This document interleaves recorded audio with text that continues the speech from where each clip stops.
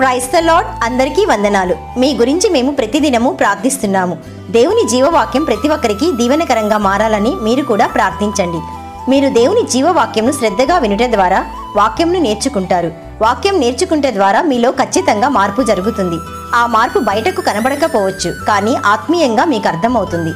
కాబట్టి వీడియోస్ని మిస్ కాకుండా పూర్తిగా చూడండి. మీ ఫ్రెండ్స్కి షేర్ చేయండి, లైక్ చేయండి, సబ్స్క్రైబ్ చేయండి. ఈ రోజు దేవుని జీవవాక్యము కొరింథీయులకు వ్రాసిన 2వ పత్రిక 5వ అధ్యాయము 21వ వచనము. మనం ఆయన యందు దేవుని నీతి అగునట్లు పాపమెరుగని ఆయనను మన కోసం పాపముగా చేసెను. 2 Corinthians chapter 5 verse 21. God made Christ who never sinned to be the offering for our sin. క్రీస్తు యందు విశ్వాసి అయిన నీలో మార్పు జరిగిందా? ప్రియ సహోదరి సహోదరుడా, నీవు దేవుని నీతితో నీతిమంతుడిగా నీతిమంతురాలిగా చేయబడినట్లు క్రీస్తు నీవు చేసిన పాపము ద్వారా తానే పాపముగా చేయబడెను. అయితే దేవుని నీతి అనగానేమి? దేవుని నీతి అనగా కలంకము గాని మచ్చగాని లేని నీతి. పాపమనున్నది ఎన్నడూ ఎరుగని నీతి. ఆ నీతి క్రీస్తులో నీకు ఆరోపించబడింది. కాబట్టి పాతవి గతించిపోయి నీలో మార్పు కలగాలి.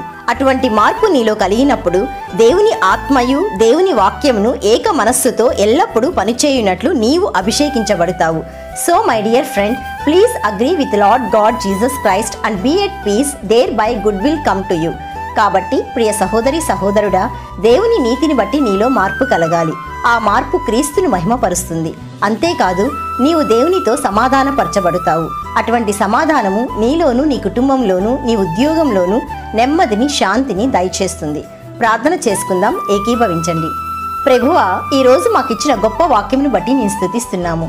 తండ్రి, నీ వాక్యము వినుట ద్వారా మాలో ఖచ్చితంగా మార్పు కలుగుతుంది. అందుకు మీకు కృతజ్ఞతాస్తుతులు. తండ్రి, జీవవాక్యం వింటున్న ప్రతి బిడ్డను నీవే నీతిమంతుడిగా నీతిమంతురాలిగా మార్చుమని నీతి సూర్యుడైన యేసయ్య నామములో అడుగుచున్నాము తండ్రి. ఆమెన్. God bless you.